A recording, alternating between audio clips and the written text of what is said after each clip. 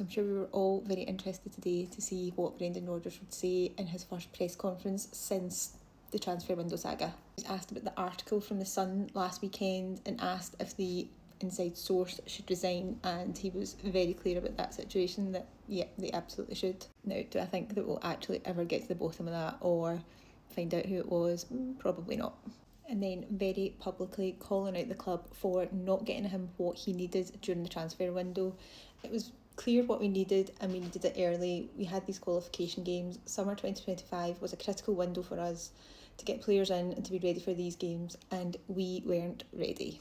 We needed these players, we needed them in early, and the club did not deliver.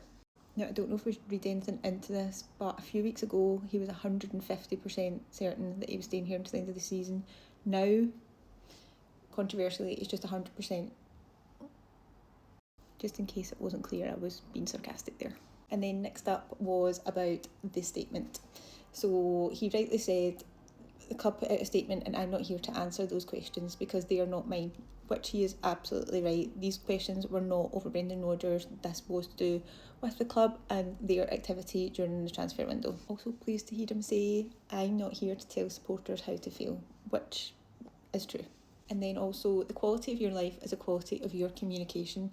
Now, he is clearly mortified by the club's communication or lack thereof with the fans.